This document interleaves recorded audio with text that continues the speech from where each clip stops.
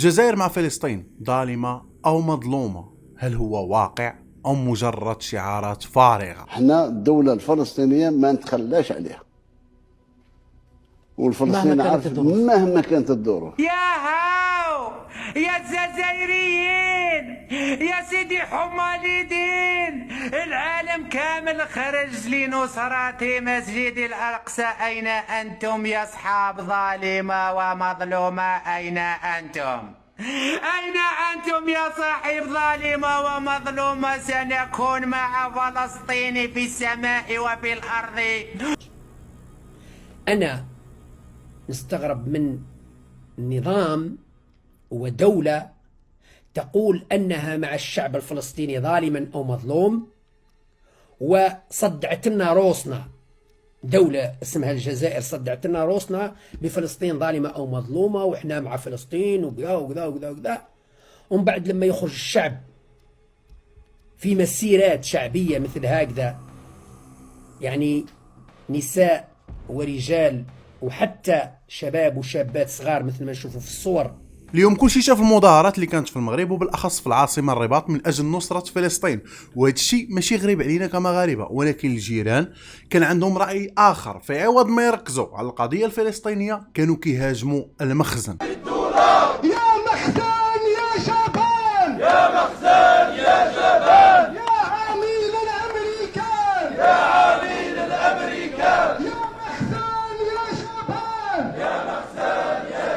والعديد من المظاهرات تم التفريق ديالها في الجزائر من قبل البوليس خوفا من شعارات تهاجم الرئيس والكابرانات. تم اعتقالات بسبب ماذا؟ خرج الشعب بغى يعبر على بغى يعبر على ما يلج في صدره، بغى يعبر على انتمائه للامه العربيه الاسلاميه، تضامنه. هذا امر بالفطره، يعني الواحد اللي عنده روح الانتماء يعبر من موقعه بما يريد. لكن النظام او العصابه او الشيطان شمال افريقيا له كلام اخر. خرجوا الناس البارح في العاصمه الجزائر قرب ساحه اول ماي قمعوهم، خرجوا الناس في وهران في ساحه اول نوفمبر بلاص دارم قمعوهم. علاش راكم تقمعوا في الشعب الجزائري؟ علاش ما تخلوش الشعب الجزائري يعبر؟ ولا خايفين؟ وانتم خايفين يعني شغل من الحراك؟ علاش راكم خايفين من الحراك؟ خاطر ما درتوش الشيء اللي بغاه الشعب، يعني راكم تصادروا في اراده الشعب. تعرفون لماذا الجزائر قمعت مسيرات اللي خرجوا جروبات صغار؟ على خاطر كون خرج الشعب، كون جا الشعب واعي وخرج، ما يقدروش النقوشه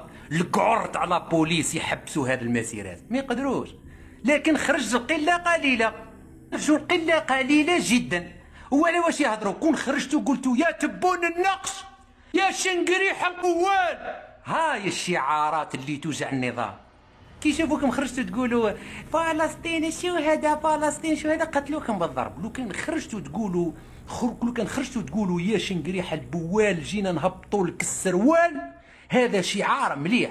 تفكروا هذا مليح شعار. يا بوش يا شنقريحه يا البوال جينا نهبطوا لك السروال، شنقريحه يا البوال جينا نهبطوا لك السروال. حديث موجه للسلطات الجزائريه، بالله عليكم قولوا لنا لماذا منعتمونا من المسيرة اللي حاولنا نقوم بها اليوم في الجزائر العاصمة. جزائريون من كل أنحاء العاصمة حاولوا يجتمعوا للتعبير جماعيا. والحاجة الوحيدة اللي قدرت تدعمها الجزائر هي إعلان الاتحاد الجزائري استقبال مباريات المنتخب الفلسطيني في أرضها. فلسطين ناقصها غير كورة، ما هدرتش غير هكاك، ولكن الحملة الممنهجة التي تمارس والضغوطات على مصر والمغرب بالأخص راها بزاف. وبالاخص ملي كنشوفوا التعاليق ديال الاخوه الجزائريين دائما كيجيو يهاجموا المغاربه، ملي كتجي لارض الواقع كتلقاها فقط مجرد تعليقات. يا جماعه، هو ليه العالم كله مستني رد فعل مصر والمغرب على اللي بيحصل لاشقائنا؟ يعني اشمعنى مصر والمغرب؟ صور منتشره للمغرب محطوط جنب العلم بتاع المغرب علم الناس اياهم، وناس ثانيه تقول لك مصر وفين رد فعل مصر، وناس ثانيه تقول لك فين رد فعل المغرب. اشمعنى يا جماعه مصر والمغرب يعني؟